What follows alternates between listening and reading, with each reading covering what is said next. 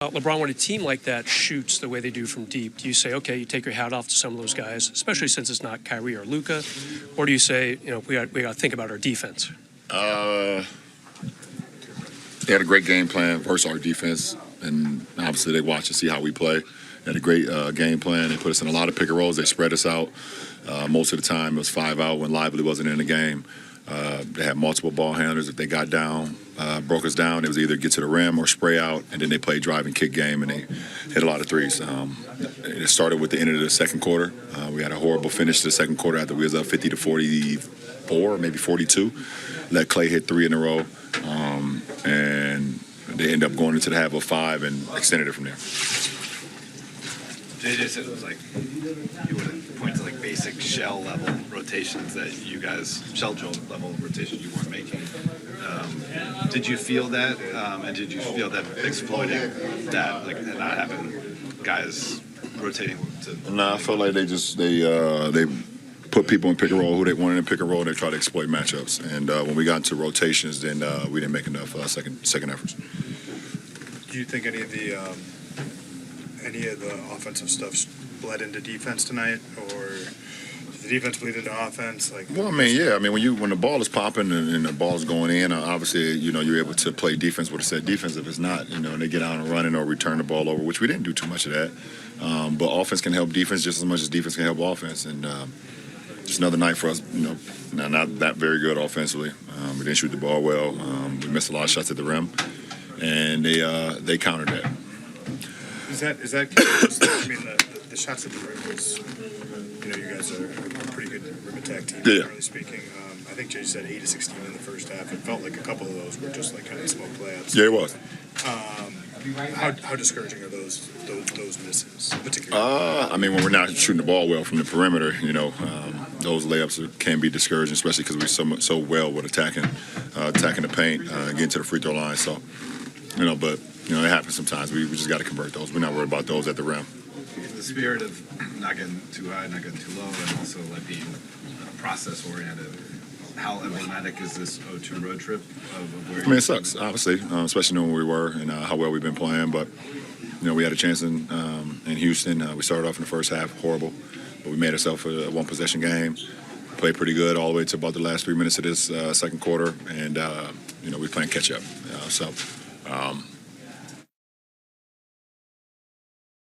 So we can't really dwell on it too much. That's the land of the game at the NBA.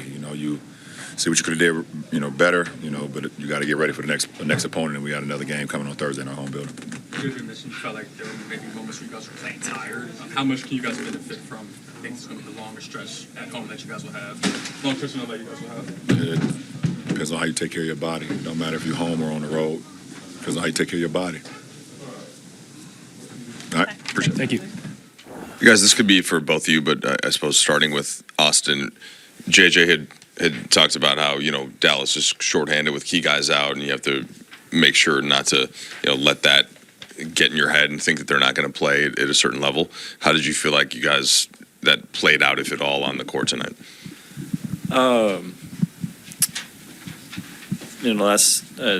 That's a real thing, but it's not like they don't have good players other than Luka and Kyrie. Those guys over there are talented and obviously can win games, as you just seen. And, we just didn't do a good job of playing good basketball. That's really it. And Max, the Mavs, there were a couple stretches JJ referenced, when Clay hit the 3 threes and then when Hardy hit a couple in a row and they added a fourth. What were the coverages sort of supposed to be on those types of plays, and how did you feel like they were getting so open consistently? Well, we were they were heavy ISO in, so we needed to be in our shifts and in our gaps, and they did a good job of moving guys around, kind of moving our shifts out the way, and there was some miscommunication on our part to let up a 3 or 2 once they saw the first 1 or 2 go in. Then they're feeling really good and they're going to shoot the next 2 or 3 contested ones, and they made shots tonight. They shot damn near 50% from 3, so that's tough to beat. You guys missed some pretty good looks at the rim. Do you feel like that compounded with the defense at all in terms of just missing those types of shots and that sort of bleeding into the defensive side? Yeah, I don't think our offense was the problem tonight. We got a lot of great looks. Like you said, we missed a lot of bunnies around the rim, myself included, and we missed a decent amount of shots from three, but I thought we did a good job kind of putting them in rotations, putting them in closeouts, and we shot our open shots. So, next time we got to knock them down, and, that'll make it easier for us. But, it's tough to say that, some of those missed layups around the rim, missed open threes are, they're not going to hurt us. Those will hurt us for sure. So we'll do a better job next time. Austin, you had like a self-deprecating line when you walked in here about sitting on the bench. But what can you do when a team's targeting you on defense the way the Mavs were tonight? Just play better defense. First half was god awful. Second half I thought was better, but can't allow that. I was just really, really bad on both sides of the ball tonight. JJ mentioned to us that he felt like maybe there were segments where the game where you guys just looked tired. I think you guys are going to have your longest stretch at home coming up. I think 7 to 8 at your own place, 8 straight in LA. How beneficial can this stretch of 2.5 weeks be for you guys? And we'll be the key for these next couple of weeks. I mean, it's always good to be home, sleep in your home bed, be around friends, family, whatever. But just playing good basketball. I thought. Tonight defensively we didn't talk enough. Offensively, we didn't make shots. But I think, it kind of stemmed from being so discombobulated on the defensive end. So just got to, get back to, clicking on all cylinders and playing the game the right way. I guess for either of you guys this season, it feels like have been a team that'll like have 3 good weeks and then a bad week and a half or a bad 2 weeks and then 3 good weeks. What has it sort of felt like the emotional whiplash of this season, and how do you think, what do you think needs to happen for you guys to kind of make sure a losing streak stops it to tighten that stuff up? Yeah, I mean, I think for us, honestly, as a team, I think we do a decent job of not getting too high or too low emotionally. It's a big message. We had that at the end of the game today, just trying to stay the course. I think we've turned our season around since, that Miami game in Miami, and we were really connected, and, we've done a pretty good job. So we're not going to let tonight's loss be the end-all, be-all for us. So we're just going to try to stay consistent, try to stay together as a team. We're going to look at the film. We're going to get better from this. So we're not going to, overreact to a loss like this, even though we absolutely should have won. But at the end of the day, they're a good team. It's hard to win in the NBA. So for us as a team, we're going to stay together, and we're going to win these next few at home. Max, you've been in a position that some of their guys have been in the past where, maybe the minutes aren't always there, the touches aren't always there. What's it like to get that kind of opportunity? If, say, you're Jaden Hardy and the ball starts going in, how much does that energize a player? Yeah, I mean, it's great for someone, like you said, who doesn't get a lot of touches. You may not be involved in the offense as much. You see the first 3 go down, you hit a first layup, you make your free throws or whatever. That's a big confidence booster. It's just a big dopamine booster for you. You just kind of get more energy. You tend to play harder. It's just kind of the way it works. So, for someone like Jaden Hardy to come out and hit 3 threes, score 15 points in 22 minutes, that's obviously going to be a big confidence booster for him. So, I know how that feels, and so it feels good for sure. Thanks, guys. Hey, Dorian, when a team's missing some of its key players like that, do you, even though you respect the guys that are on the floor as pros, do you carry any further disappointment from not being able to get the job done? Yeah, it's tough, because we definitely feel like we should have got the win, but they came out and was the better team tonight. They was waiting on us. Seemed like they was licking their chops, and we ain't finished the half good, and they just stepped on the gas from there. Individually, you only had the 4 attempts from 3. You hit 3 of them. It looked like in pretty good rhythm. How do you find a rhythm like that, even if it's you used to play here with so few attempts? Well, I'm used to playing off of stars. You might not touch the ball much, but you got to be ready to shoot. I've been in that situation a lot of times, and it was good. I shoot good here all the time, so. Dorian, it's been 5 games now with the Lakers. How do you feel like you're adjusting on both sides of the ball? It's been good here and there. We still got to get better as a team, get to know each other. Definitely probably got to use my voice a little bit more today defensively. But as a team, we got to be better prepared. Even though they ain't had their guys, we knew there was a deep team. Quentin Grimes took 17 shots, probably ain't take as many shots over the last couple games since guys been hurt. So they, different guys got to take different roles, and it looked like they was playing free and fun today.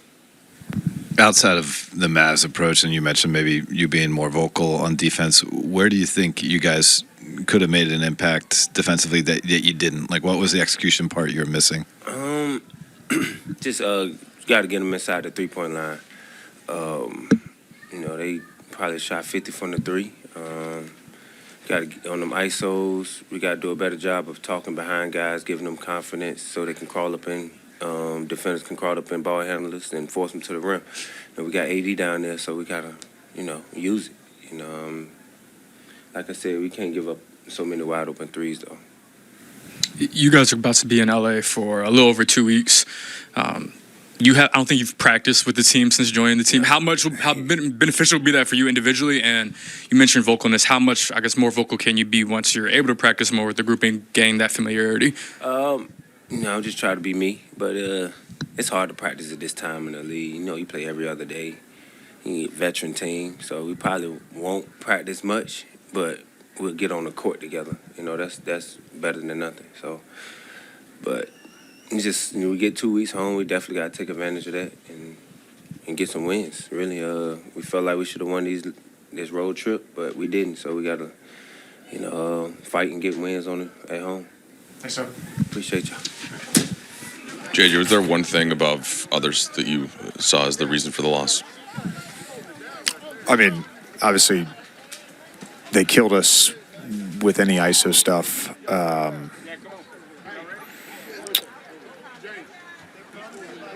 We talked this morning just about not giving up ISO threes. We gave 2 up in the first quarter and then tried to press up a little bit. And sometimes we did a decent job of containing the basketball, and they made some tough twos. And there was a bunch of times we didn't contain the basketball well, and our, basic shell day one, just wasn't good. Low man wasn't there. If he was there, the weak side rotation wasn't there.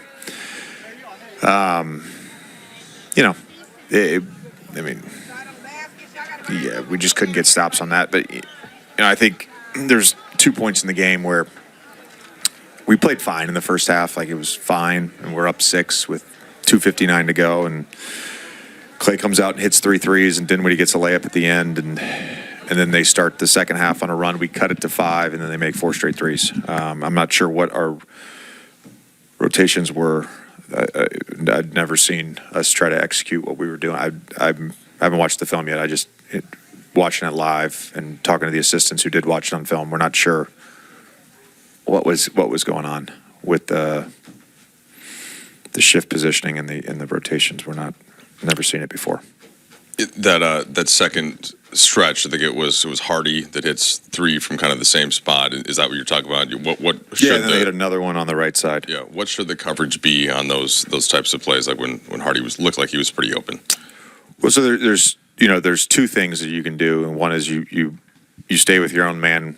So they were trying to lift AD and have him be the high guy, and then they would cut him out of there.